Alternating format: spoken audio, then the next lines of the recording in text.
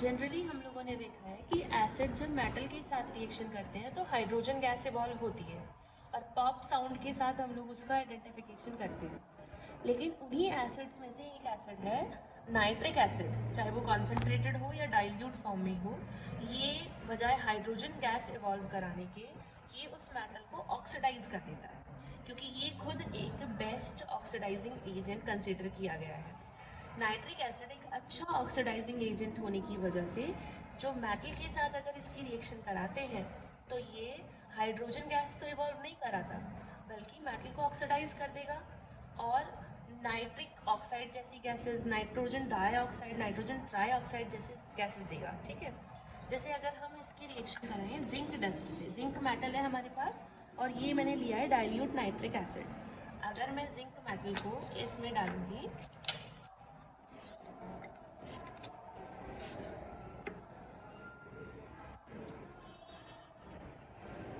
तो ये जो गैस इवॉल्व हुई है, ये जो गैस इवॉल्व हुई है ये कौन सी गैस है? ये ब्राउन कलर की फ्यूम दिख रही है, ब्राउन कलर की जो फ्यूम आई है ये नाइट्रोजन डाइऑक्साइड गैस हुई है। यानी यहाँ पर हाइड्रोजन गैस इवॉल्व नहीं होती, जबकि हम एसिड और मेटल को रिएक्शन करा रहे हैं। हाइड्रोजन गैस इवॉल्व होनी चाहिए थी, लेकिन ब्राउन कलर की गैस कौन सी है? ये नाइट्रोजन डाइऑक्साइड की है। और अगर एक कलरलेस गैस और आती है, नाइट्रिक ऑक्साइड की है। जनरली कहने का मतलब है हाइड्रोजन गैस वो किसी भी मॉडरेट रिएक्टिव मेटल के साथ नहीं देता। हाँ, एक केस में हो सकता है, जैसे मैग्नीशियम मेटल है या मैग्नीज है, ये हाईली रिएक्टिव मेटल होती है। ये हाईली रिएक्टिव मेटल होने की वजह से ये हाइड्रोजन गैस दे सकती है नाइट्रिक एसिड के साथ, में ये एक्सेप्शन में आ जाती है, क्योंकि ये ज़्यादा रिएक्टिव होती है। इससे पहले कि ये ऑक्सीडेशन करे, और कॉन्सेंट्रेट के साथ करेगी ये भी, इससे पहले कि ऑक्सीडेशन हो वो तुरंत ही हाइड्रोजन गैस इवॉल्व कर देती है। तो कहने का क्या मतलब है कि नाइट्रिक एसिड सिर्फ हाईली रिएक्टिव मेटल जैसे कि मैग्नीशियम, मैग्नीज, इन सब के साथ ही हाइड्रोजन गैस इवॉल्व कर पाता है, क्योंकि ऑक्सीडेशन थोड़ा डिले हो जाता है।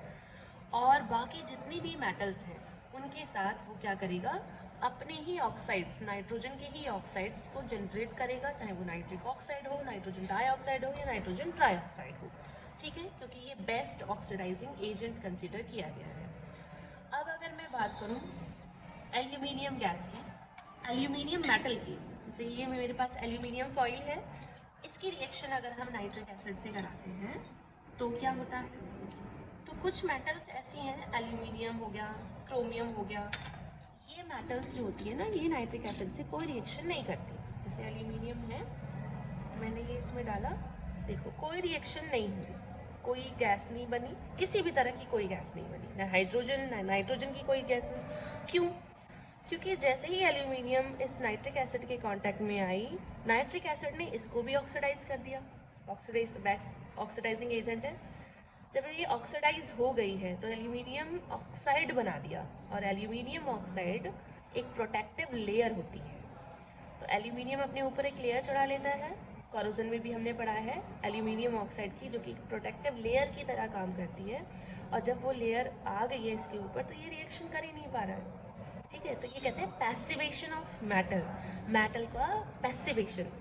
अब वो एक्टिव रोल में नहीं बल्कि पैसिव रोल में यहाँ पर प्ले कर रहा है। तो एल्यूमिनियम, क्रोमियम जैसी मेटल्स जो होती है ना, वो अपने ऊपर ऑक्साइड की प्रोटेक्टिव लेयर चढ़ा लेती है in presence of nitric acid, जिसकी वजह से हमें दिख रहा है कि कोई रिएक्शन नहीं हुई है।